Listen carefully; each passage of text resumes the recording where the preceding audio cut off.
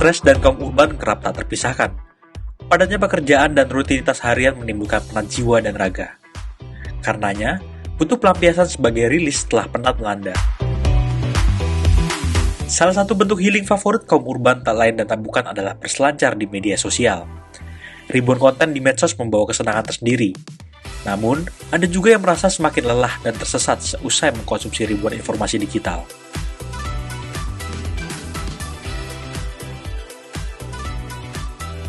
Beberapa orang lantas memilih menghindari jeratan media sosial. Caranya, dengan kembali ke aktivitas konvensional.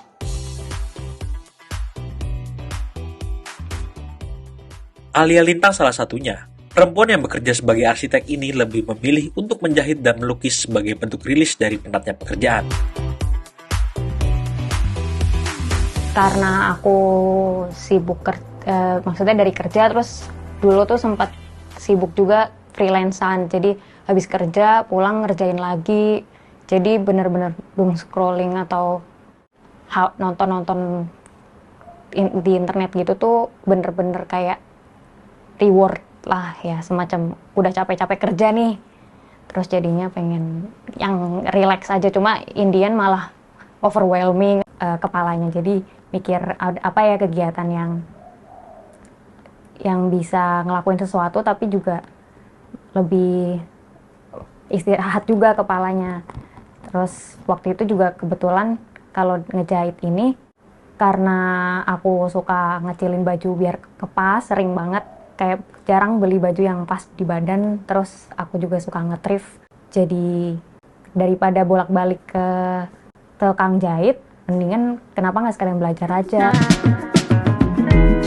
Berbekal mesin jahit second yang ia beli di media sosial, perempuan kelahiran 1998 itu pun menyalurkan hobi barunya itu. Berbeda dari fase sebelumnya, kini ia menggunakan internet untuk menyelami ilmu menjahit. Tiap harinya ia menyempatkan menjahit minimal 1 jam. Tak hanya memperbaiki baju bekas, kini ia berproses menjahit baju dari awal. Sebenarnya kalau dari aku sendiri mau rutinnya itu tiap hari Minggu, jadi aku mau biasain tiap hari Minggu tuh ngelakuin kegiatan yang offline, nggak pegang HP atau device tertentu. Nah itu antara ngelukis atau ngejahit tergantung mood sih, kayak hari ini mau ngapain ya. Terus sih kadang kalau di luar itu, ya biasanya kalau lagi penat, soalnya bener-bener menurut aku itu stress relief. Jadi kadang malam-malam kayak nggak bisa tidur gitu tuh, aku suka ya udah deh ngejahit aja.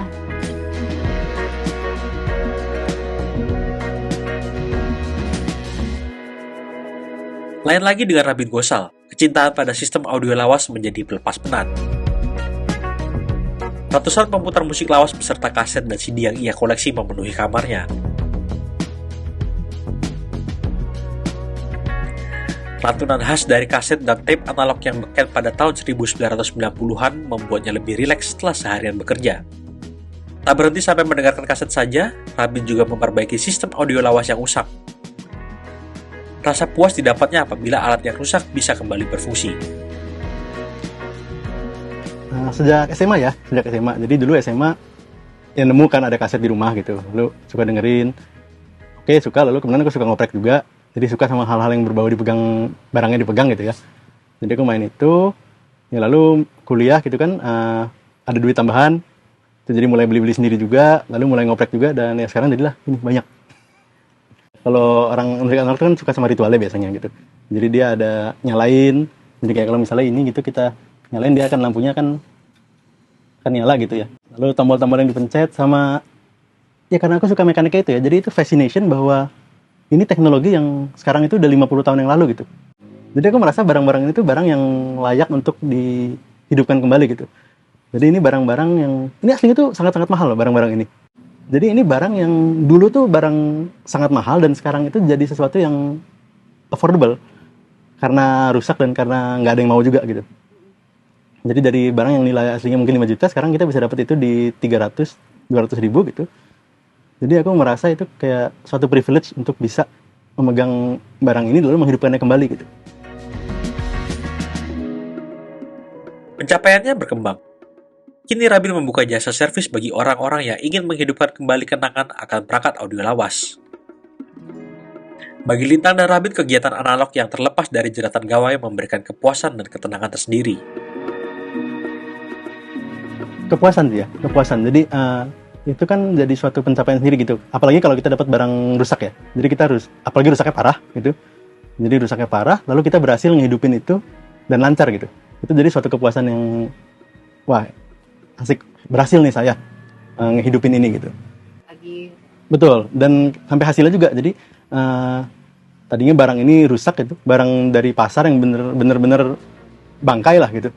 Lalu kita udah berhasil gitu kan. Pertama jadi kepuasan pertama itu, oh hidup gitu, berhasil hidup, itu udah puas.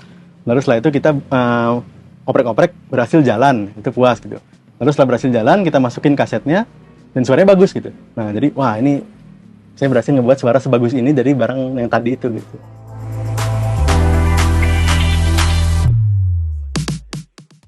Kalau dari aku personal ya mungkin soalnya kegiatan ini tuh sangat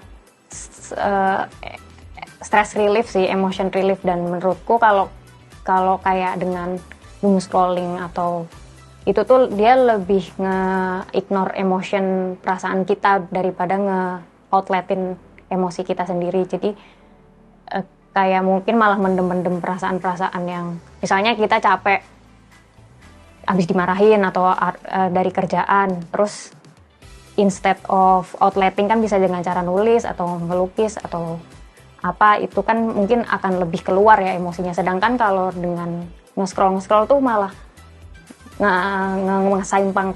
mengesampingkan emosi, itu malah mungkin numpuk-numpuk dan Indian nggak tahu nanti bakal jadi kayak gimana emosinya. Jadi emang buat saluran emosi juga sih. Fenomena kembali analog merebak di kalangan Gen Z dan generasi setelahnya tak sekedar menjahit dan mendengarkan kaset lawas. Ada juga yang menggeluti fotografi analog, menulis diari, dan masih banyak lagi. Fenomena ini juga menjadi bagian dari pencarian identitas di tengah kepenatan arus digital. Bagi anak-anak muda itu menjadi berbeda itu kan penting ya. Sangat wajar diinginkan oleh generasi-generasi muda gitu ya, entah itu generasinya apa. Nah, aku melihat kemudian pada titik tertentu media sosial itu atau ruang-ruang digital itu kemudian dengan berbagai kontennya dan sebagainya itu mungkin lama-lama tidak menawarkan sense untuk mendapatkan otentisitas itu gitu. Sehingga kemudian salah satu yang dicoba dicari adalah melalui alat-alat atau barang-barang material yang bersifat analog, tapi juga sekaligus upaya juga mencari masa lalu yang nggak pernah ada gitu ya. Fenomena kembali vintage ini lebih dari sekedar tren dan FOMO. Bagi beberapa orang, kembali mereplikasi masa lalu bisa memberikan kegembiraan tersendiri setelah pernah bekerja.